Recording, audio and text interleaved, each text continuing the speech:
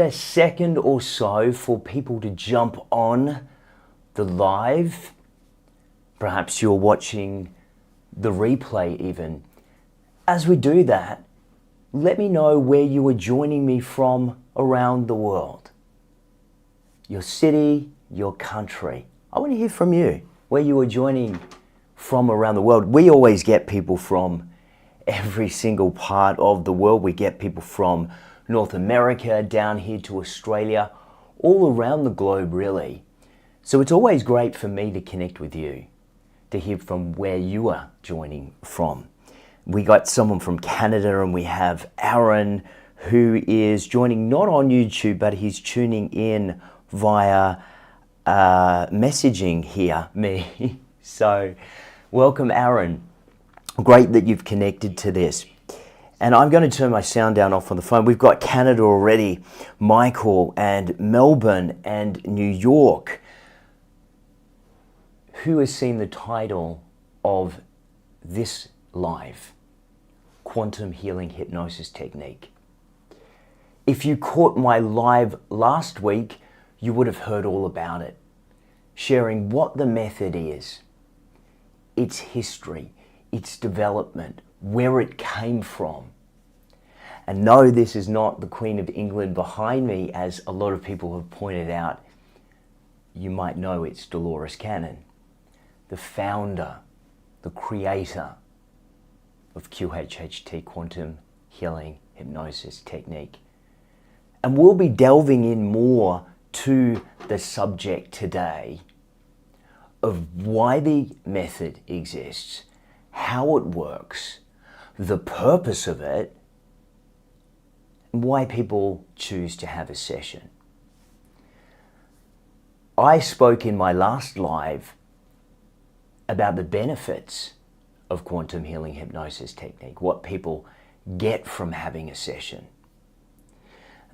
Although people's reasoning for having a session differs greatly, for some they're seeking clarity, for some they're seeking healing, for some it's curiosity.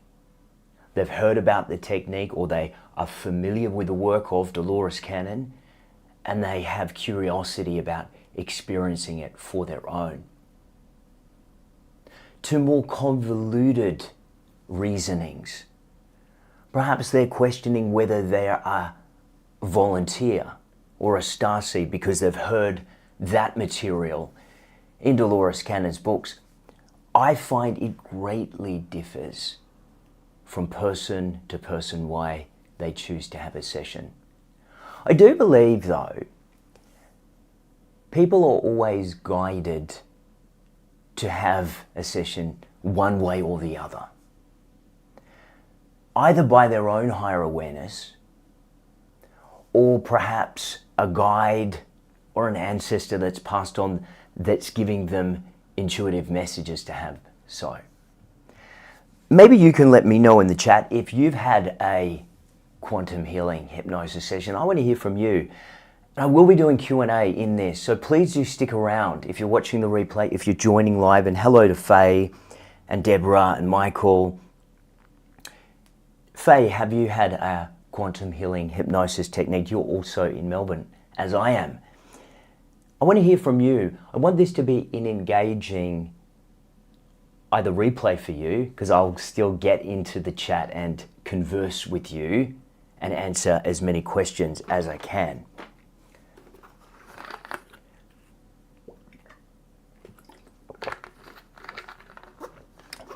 I've been practicing the method coming up to 5 years now, and I've had hundreds and hundreds of these sessions. I still continue to learn. From every session I have, I learn something new. That's what I love about doing sessions. I love understanding more, not just about being a practitioner of the method, but the profound information that comes through my clients. Not just about information that is pertinent or relevant to them, information that I think is greatly valuable to all of us. Specifically, about the shift in consciousness that is occurring right now. Who is aware of this shift? Who knows what I'm talking about? We're at a pivotal time in the evolution of our species. One of the reasons I became a practitioner was I answered the call of what my soul's purpose is. You might ask, what am I talking about? What does that mean? What my specific contribution is, why I'm here, the very purpose of it. And no, we're not here just to occupy a career or have children or reach some kind of financial destination. Beyond your physical form, you are a soul. And you are having a human experience, not the other way around. Every soul has a purpose, has a reason for being incarnate. For some, it is assuming the role of a volunteer. If we've got time, I might get into the concept of what that means a little bit later in this life, what the purpose of the volunteers are. For some, they are here, as we are all here, but predominantly just to learn lessons. We are on a long journey of evolution, not only individually, but collectively as a species. This time in human history is very pivotal in the development of this particular species. I mean, you don't even have to be into spiritual concepts to understand the urgency of the times we live in. And you know what I'm talking about. I don't need to go into all of the specific events over the last 100 years to understand the urgency of the times we're living in.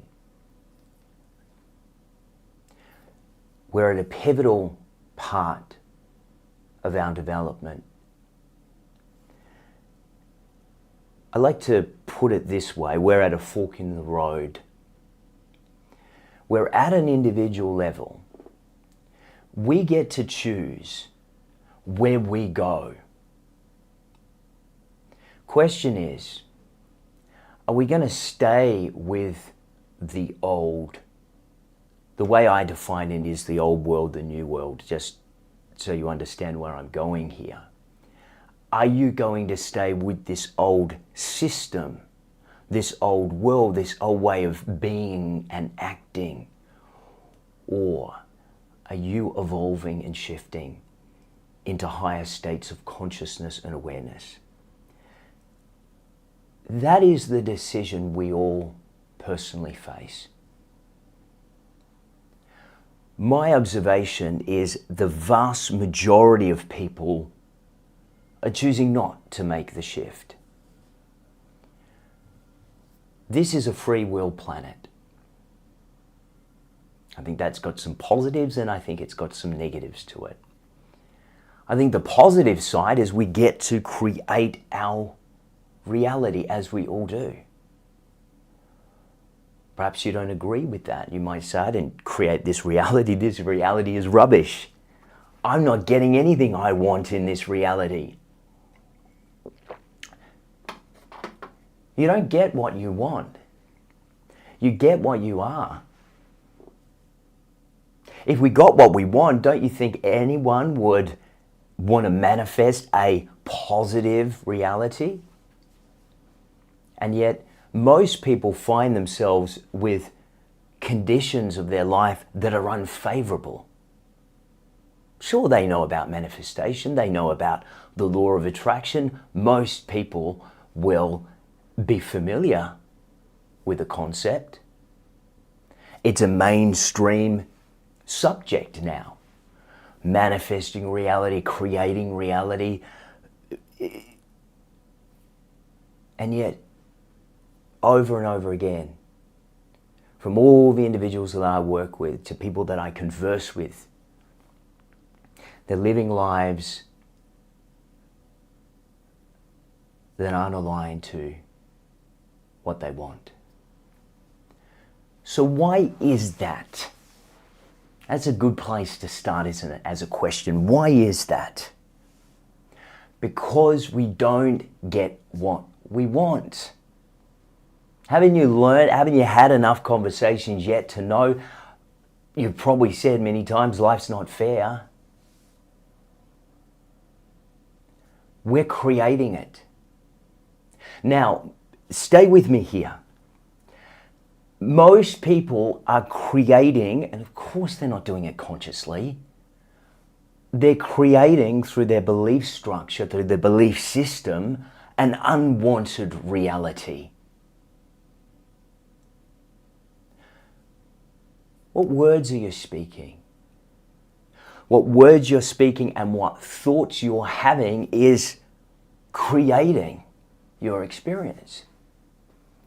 Is your experience plagued with all of the things that you don't want? Let me give this example. I like using stories and analogies. I created for myself a very unwanted past. I was a negative, pessimistic, over-analytically minded individual. So what I saw in my experience, I spoke about, and I complained about, and I love to complain. I was creating unconsciously an undesired reality. When I came to understand that I had control, that I wasn't held longer in chance, I started to play the game differently. I started to create consciously. And when I started to project a different reality, I began to see a different reality. So I've come to know, I've come to experience that I do create my reality. I continue to be reminded that I create also unwanted aspects of that reality. And in those moments when I realize that, I can choose differently. Dolores Cannon left a great analogy. She said once that you are the director, producer, main actor, screenwriter, script writer in your own play. Then she went on to say that if you don't like the way the play, the script is playing out, you can change it anytime you want because it's being written as it goes along. Exactly what I've been talking about. We're creating our reality. Now let me know in the chat, who has been creating, hello Angelic Angel, what a nice username you have there, and hello Gail and Michael and Justine, Faye, Deborah, welcome, thank you for joining. Maybe some of those people can let me know, what reality have you been creating? Is this new information? Is this a reminder of what you already know? Now there's a difference between knowledge acquisition and knowledge application. It would be almost wasteful of this time to talk about knowledge application. We're all doing it all of the time.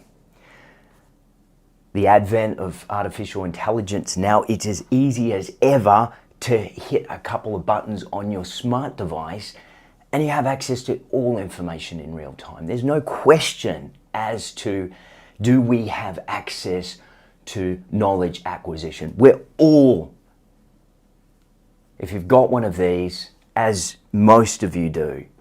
You're probably watching on it or scrolling on it. Perhaps you just found me in the feed of lives. Stay focused on this. I know you might want to flick, but this is some valuable information. Here's what I've observed with most people. We're great at knowledge acquisition. Most people are terrible at knowledge application.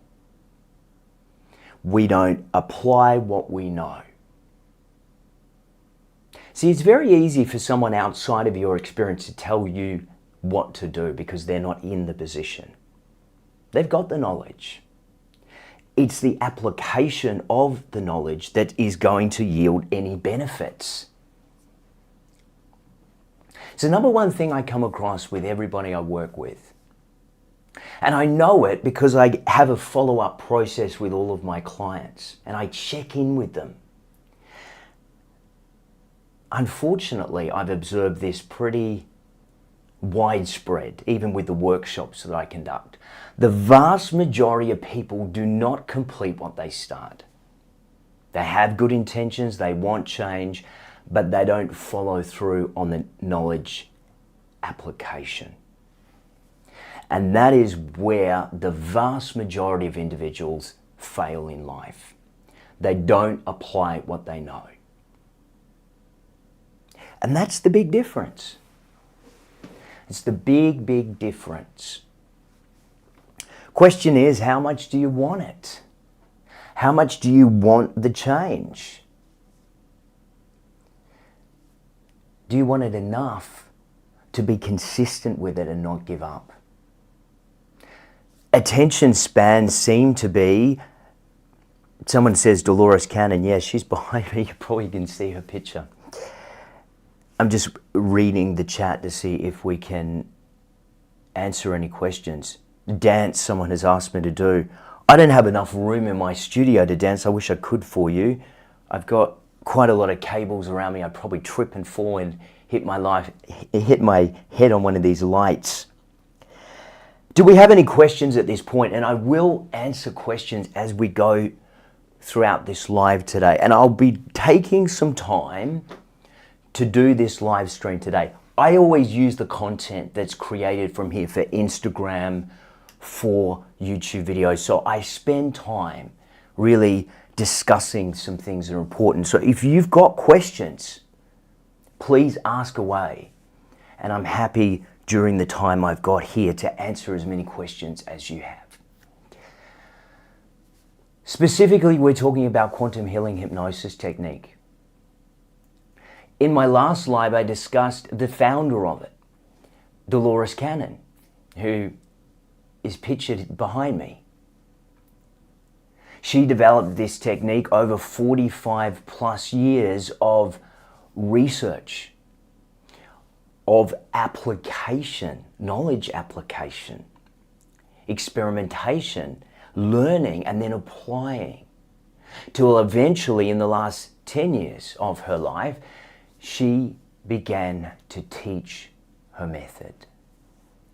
She taught her method to me, one of her practitioners, that carries on her legacy. And no, I'm not trying to replace Dolores Cannon. I'm simply continuing the legacy that she founded. I was one of those individuals, I'm not the only one, but one of those individuals that believed in her method so much that I wanted to carry on the legacy. I wanted to carry on her work. I didn't want it to end with her. She spent so long, actually more years than I've been physically in this body, developing it. I've experienced so many wonderful miracles by being a practicing practitioner of the method. I didn't take credit for that. I simply facilitate. I allow the individual to do the healing. Because I realized long ago I don't have healing to give. I don't have a bag somewhere where I hand it out. I came to learn a long time ago that healing comes from within. And what we do in a quantum healing hypnosis session is we enter the subconscious mind or the inner realm, and we access not only healing, but profound information that can't be known even in this physical reality, information that is connected to what I call or I define as universal mind, universal consciousness, higher consciousness. These are obviously labels that I use, we all tend to adopt. They're synonymous with each other. It knows everything about everybody. There is nothing that this power cannot do. I've seen it heal stage 4 cancer personally with an individual I've worked with. I've seen it help people with debilitating fears, phobias, OCD disorders, all types of dis-ease. It allows the individual to get to the root cause of why the condition, the dis-ease, the phobia has manifested in the first place. It's a holistic form of healing. Now, of course, the mainstream thinks differently. In fact, it's often the last resort for many individuals that went down the mainstream route, didn't find remedy, didn't find resolve, and then they finally come to this as a last solution. It was the case with the woman I worked with stage 4 cancer. Let me share a little bit about her story. And I won't mention her by name. And she's still with us. She's doing really well, by the way. I'll have her on if she's comfortable to come on and discuss her testimony one day. She's a little bit camera shy, but I'll get her there one day because I think her story is powerful. The doctors gave her, when she contacted me, about 4 weeks to live. Now, of course, they don't know exactly when they make this guess. It's based on statistical models, but they give generally a prognosis of what they think, a time frame of what they think an individual will live according to statistical data. So in her case, she was given 4 weeks. They told her to get her affairs in order, and that was it. Voila, over. Rather than give up, she surrendered. She let go of all of resistance. She no longer identified with her analytical mind, and she surrendered. She let go of fear around death, and she went into a place of introspection. She asked this pivotal question: what is my soul's purpose? Am I meant to be here?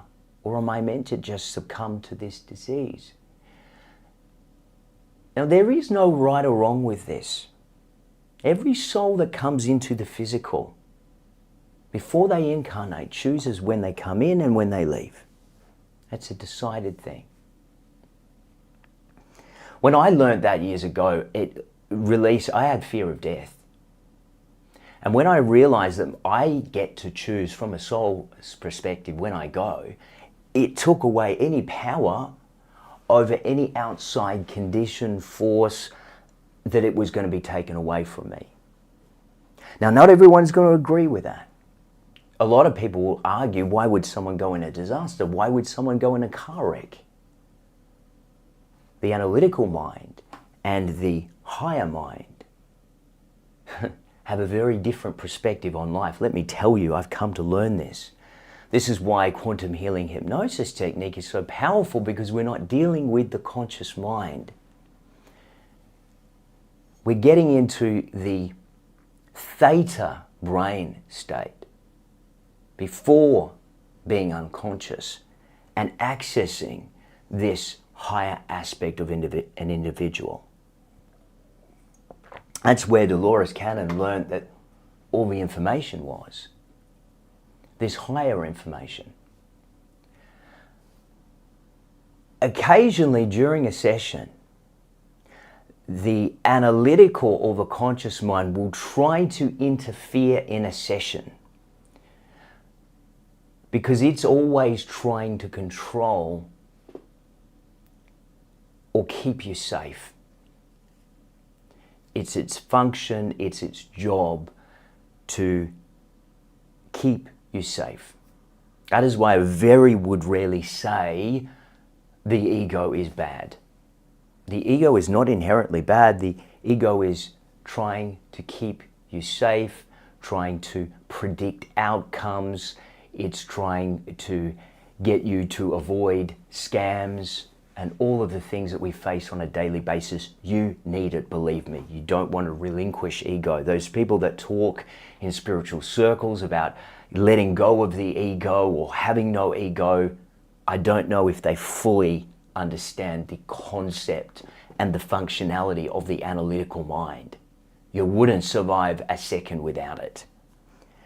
But how do we better balance these two aspects of consciousness?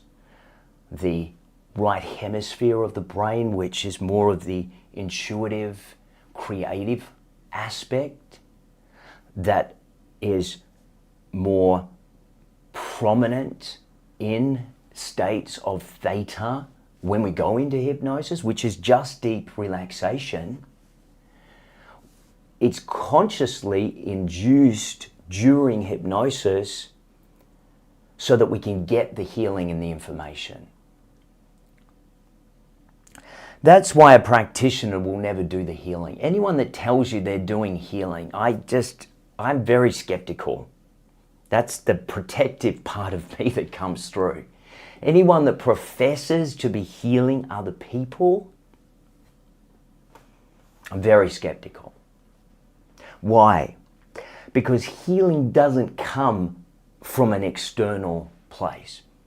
Even if you were to have surgery, a doctor or physician would aid in a natural healing process. They might stitch you up during a surgery. But the healing response comes from within the patient, from within the individual. They just aid or speed up the healing process. And all healing works in exactly the same way. Of course, it gives us more responsibility, doesn't it, when we know that we control our health outcomes. We control our health. We control our experience. So it's much easier to want to go to a healer or have someone heal us or fix us than to understand that we're creating it. The individuals that I see with the outcomes, the individuals that I see that create desired realities are the ones that do the work.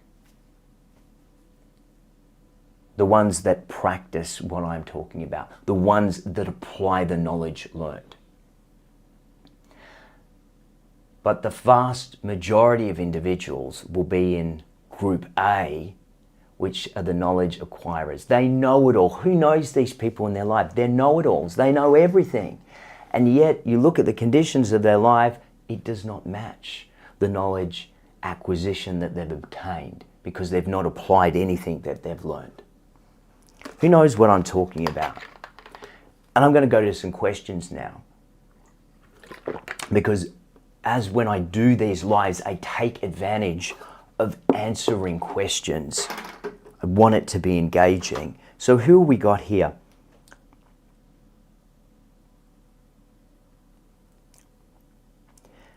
Hello, I'm absolutely fascinated by everything you were discussing. How may we book a private session with you? Where is your practice located? A lot of my sessions are online. The only session that I don't offer online is quantum healing hypnosis technique. It can only be done in person. I operate in Melbourne, Australia. Now, for the vast majority of people that are watching this, I know we had one person in the chat that is from Melbourne, so perhaps you can book a in-person session with me. Unless you can travel to Melbourne, as some people do here in Australia, you'll probably want to book an online session. I offer a range of sessions, healing sessions, past life regression sessions. They differ from quantum healing hypnosis technique. Although I've observed the same results, it's a different technique. And there are other range of group regressions that I offer, workshops, other things. But you can find all that information on my bio here on YouTube. So thank you for asking that question. Amanda needed to hear this tonight. And may I remind you, Amanda, like everybody watching this either this afternoon, we all have the power within us. Even that is probably not a new concept. I don't think anything I'm discussing is a new concept you probably haven't heard already. What my role is to teach and help people apply what they already know. That is the difference, is learning to apply what we already know. Like I mentioned before, the know-it-all. We all have one in our life that we know. They know everything. And let me guarantee you, those know-it-alls very rarely create in their experience all the knowledge, all the things that they know. But they'll tell you how much they do know from an egoic place. Okay, I'm going to answer some more questions. How do we control the outcome of a negative environment? Perhaps you can be more specific. How do we learn this stuff? Jay has asked. I teach this on this channel. I do a lot of lives. I have a whole masterclass series over 6 months of live masterclasses. These are very interactive. You can register for that in my bio. You get a one-on-one free session with me at the beginning where I'll work with you personally. And then you have access to 6 live. These are lives where you tune in live, wherever you are joining from around the world, live. And we go through a lot of these techniques. I cover manifestation in that. How to manifest, not acquiring the knowledge. See, we already know. We already want to create our reality. But how do we apply? And how do we consciously do it? Because every single one of you listening is creating your reality. A better way to articulate it is, are you consciously creating the reality that you want to create? Or is it being left to chance, or are you unconsciously creating an unwanted reality? Now, that is a fact for the vast majority of people. If there is anyone that disagrees with me, maybe let me know, because I think we can well observe that with the majority. If we got what we wanted, if we created don't you think everybody would want peace and harmony and financial comfortability at least? And yet the vast majority of people are unwell, unhappy, stressed out, sick. I doubt greatly any of those individuals did that consciously. So it's obviously happened unconsciously. What I teach is how to consciously create, how to consciously apply. Knowledge acquisition is my, knowledge application rather, is my specialty. That is the area of focus. How we apply the knowledge. The knowledge, great to have it. There are generations that went before us that didn't have the knowledge. But don't you think it's frustrating that we got the knowledge and yet we can't apply it? that is where I and other individuals come in. And that is why I continue the legacy of Dolores Cannon. She departed this physical reality, I think it's 14 years ago now. 10 years ago. I think it's 10 years this year she departed this reality. She left a great legacy of over 45 years of refinement of research of her method of quantum healing hypnosis technique, as well as her group regression of past life, meeting guides, and future life progression. In addition to that, she left us over 20 books discussing the results, discussing the information, discussing the concepts that she got from her regression clients or subjects. Some of you have read those books, from the Convoluted Universe book series to Conversations with Nostradamus, to the 3 Waves of Volunteers and the New Earth. All profound books that talk in depth about some of the concepts that I am discussing today. I want to answer some more questions. This really is about you, about me helping you. And predominantly that's what I do one-on-one. I help people make the connection. I help them apply the knowledge. Someone says my mic is muted. Can you let me know if you can hear me okay? It's obviously important that we have a good sound.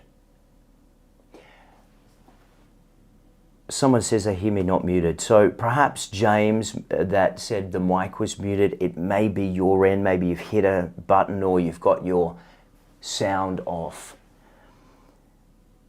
But it looks like the vast majority. Someone says, is that Ryan Reynolds? I don't think, do I have the same color hair as Ryan Reynolds? I think he's blonde. I'm not Ryan Reynolds, by the way. I'm guessing that's a compliment though. Do we have any questions about what I've been discussing? I'm going to go back through some of this. I can't get myself to do things, but I'm not lazy. Just fight with myself all of the time. A lot of our issues come from what we believe. I think the number one thing that I've come across with the hundreds of people I've learned, and I try to learn as much, as I said at the beginning of this live, from the clients that I work with. I do pay a lot of attention. I do try to understand the human condition more and more with each individual that I work with, so I always do learn. The number one thing I've observed with the vast majority of people, and I work with people all the way up from the most influential in society to people that are on pensions and disabilities. Regardless of societal status, there is a universal thing that I see over and over again that the vast majority of people struggle with. And it's the area of self-love and self-acceptance. It doesn't matter if you live in North America or you're down here in Australia or you're in parts of Saudi Arabia, as there are a lot of people I work with. Self-love is the area that most people haven't worked on, that haven't mastered. I have a whole masterclass on that, by the way, if you're interested. And someone has said, Amanda has said self-forgiveness as well. Yeah, that's a great extension, Amanda, of this. We berate ourselves because of the past. We have unforgiveness, not only towards ourselves often, but towards others that we perceive have abused us. I lived in that cycle for years until I woke up from it. But at our core, there's this self-hatred of ourselves. Now, what I've observed, particularly here on YouTube, is so many of those individuals, what do you think people that hate themselves do? What do you think the number one thing that people hate themselves tend to do? They tend to hate on other people.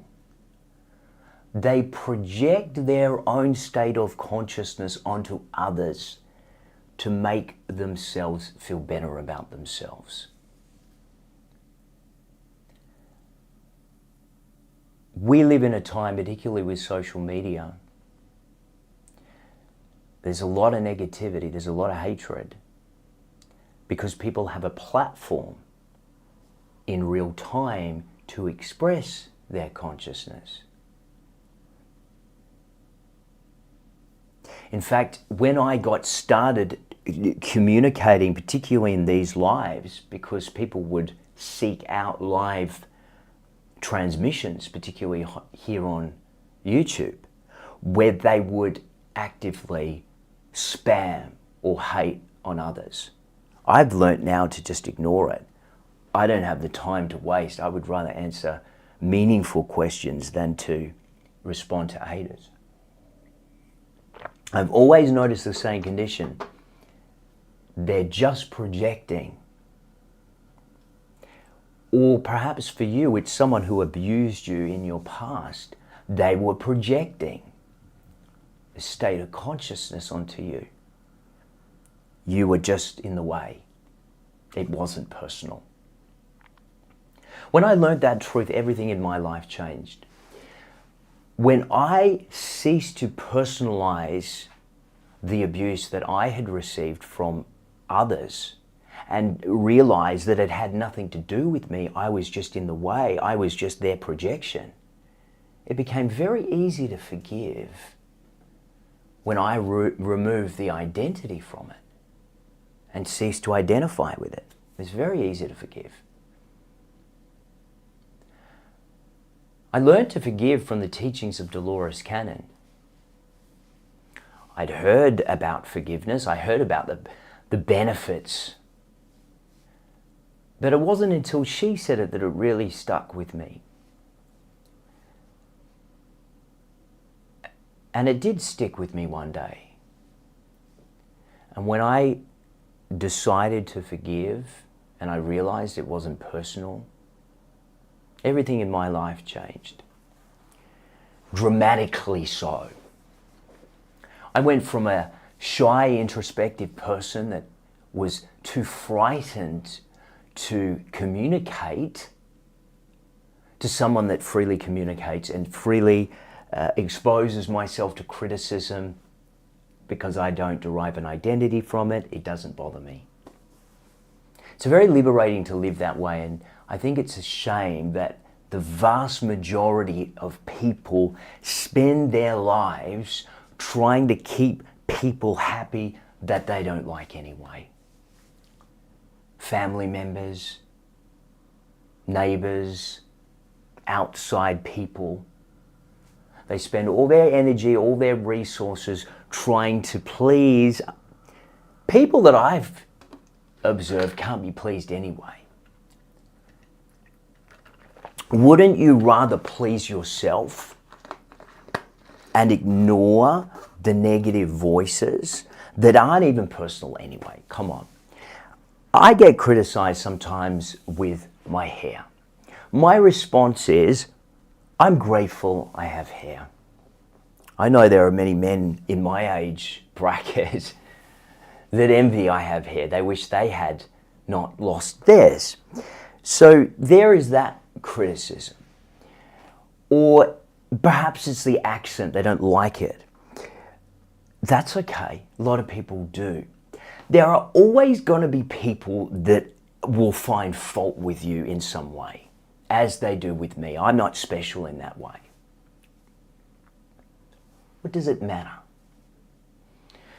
What matters, if you work on self-love and self-acceptance, is really what you think. If we gave more attention to the things that really mattered, we would save a lot of our energy. In any given day, we have a certain amount of energy. What are we doing with it?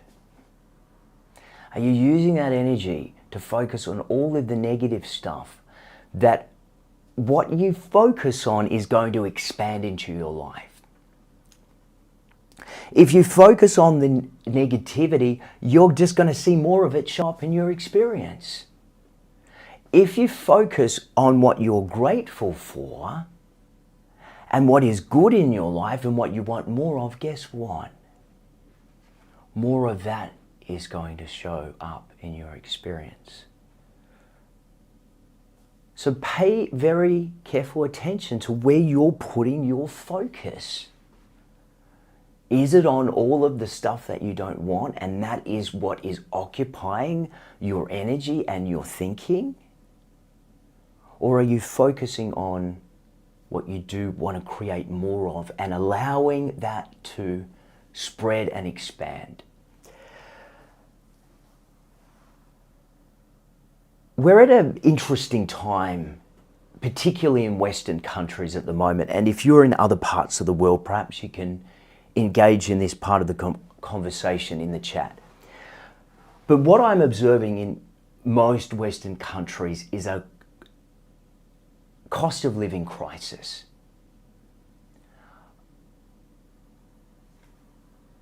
Economic conditions are tougher than they've been in quite some time. And yes, this is off the back of the pandemic and new emerging industries and consolidations of industries. And there is a lot of things like inflation at play.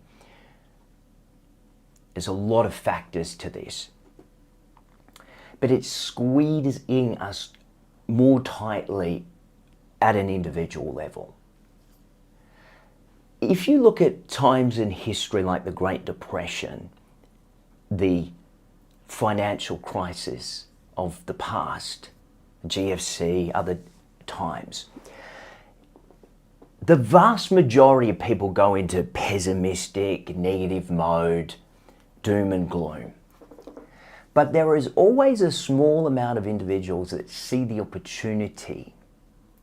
There are the more optimistic individuals. They seem to be rarer. They see the opportunity and they greatly benefit. In fact, a lot of them make a lot of money during crisis because they get very creative. They don't go into the valley of despair. They get very focused on what they want to create, and then they do it consciously. Great example of manifestation. You can read so many books by individuals that have succeeded in times of crisis. I think we are living in a time now of great opportunity. One of the things I hear so many people say, I can't afford it. I'd love to have a healing session. I would love to do this workshop. I'd love to do, I can't afford it. I can't afford it. And this is their mantra that they use. When I started this work, I didn't have anything. I had to start, I didn't have a financial savings or anything like that. I had to manifest one thing at a time. Every piece of equipment that I have now to operate this and to do the workshops and to do everything I do, I had to acquire on my own. I didn't have any support. I manifested one thing at a time. I trusted the process. I had my challenging times. I still have my challenging times. But I don't give up. A lot of people give up in the face of any adversity. I'd rather give in, or a better word is surrender to the process. and then allow an intelligence beyond the conscious mind to come in and to trust the process. A better way of articulating it is you begin to flow with life rather than against it. Who knows what I'm talking about? Let me know in the chat if you've learnt to surrender to the process, and even though everything looks like it's working against you, you decide to allow things to just flow, and you flow with that flow rather than against it and all the resistance and the negativity. I have a little prediction. Hey Hey from Australia. We used to have a TV show called Hey Hey. It's Saturday here in Australia. Great TV show. I'm guessing you're from Australia. But we say g'day here. You've probably heard Aussies say g'day. I need to say that more. People love when I say g'day, a colloquial term used here in Australia. I want to answer some more questions. Let go and let God. Absolutely. Great saying that is used in any step program, Alcoholics Anonymous. It's a great affirmation, is to let go and let God, or let go and let the divine, as I tend to call it. Much better word than God, because God tends to have a lot of negative connotations with the word. That's why I tend to adopt the word divine. Trusting the universe has never let me down. Yes. It doesn't mean we're not going to experience challenges. Life is challenging. Life is challenging for me. Life is challenging for the species of this planet. It's how any evolution happens, is through adversity and challenge. It's how we grow. It's how we evolve. It is the very nature of this reality is challenge. Embrace it. Don't resist it. Learn from it. If you're not paying attention during times of challenge and learning and evolving and growing it, you're wasting the opportunity. Start to see challenge differently. Start to embrace it and allow it to teach you what it has to teach you.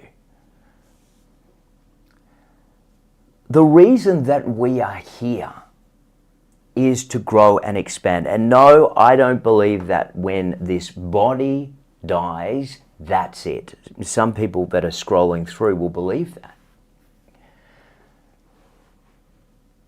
I don't take that perspective. I believe we're on an eternal journey of evolution. The only thing you take with you are the lessons and the experience that has been added to your soul. And this happens from incarnation to incarnation. Oh, hello, Sue, who has joined us. The wonderful Sue. Praying hands from Sue. I'm going to get to a few more questions before I end this, because I love to do this. I love that you have Dolores Cannon in the background. I literally was just scrolling through and came across this. Thank you, Peter. Well, Dolores Cannon trained me in her method. She is my guide. She is my teacher. She is the one that has had the most impact on me as an individual. And along with other people, I continue her legacy by picking up where she left off and continuing her work. Some people criticize that. I'm not trying to replace her. I'm simply carrying on the legacy so that it doesn't end with her.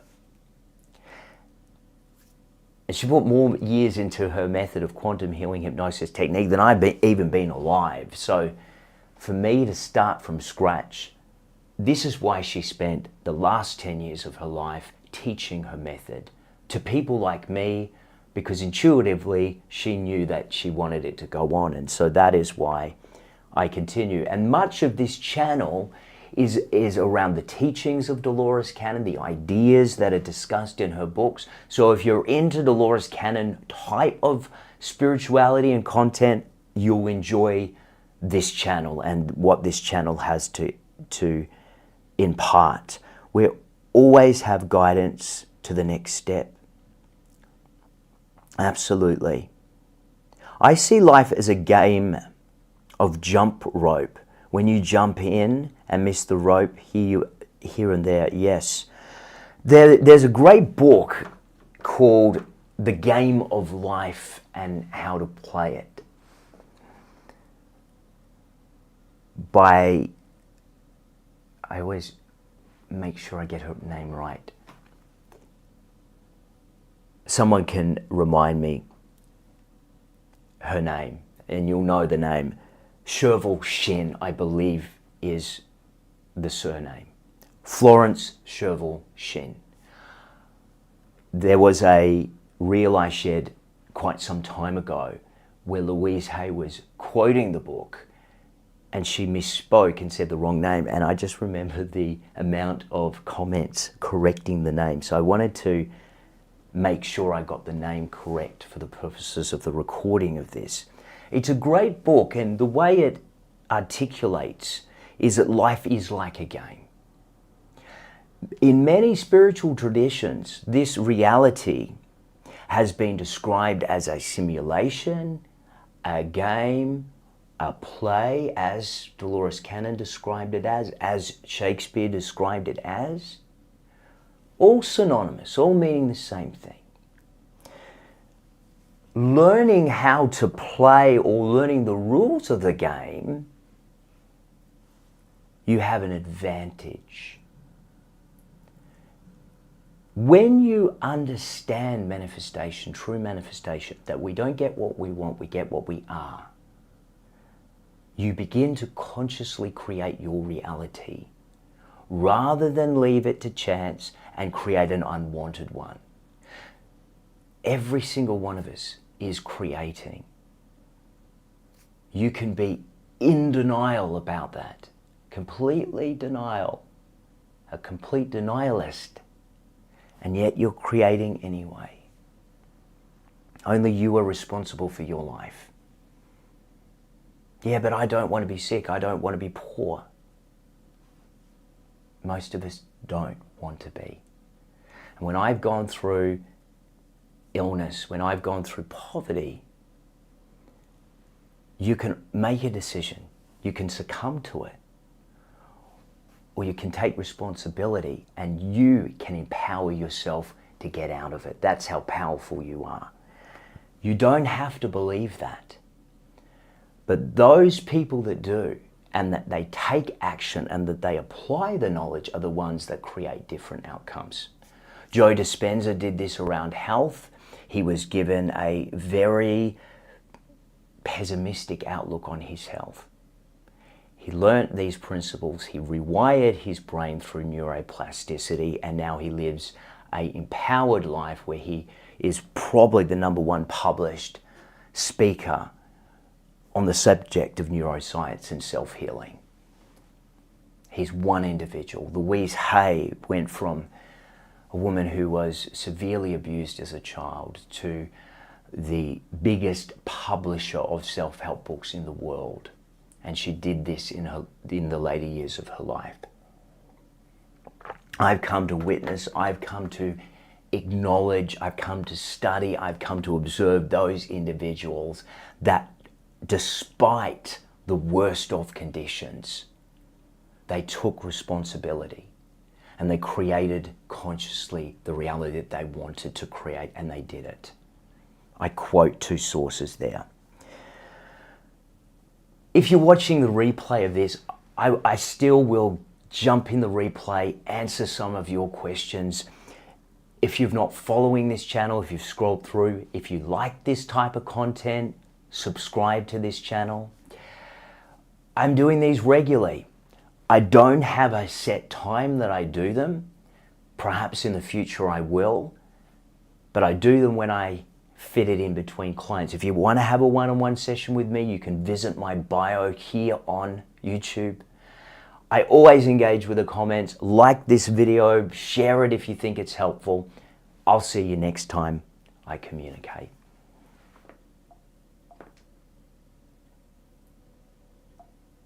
I've got freezes here on my computer, so it's taking me a second or so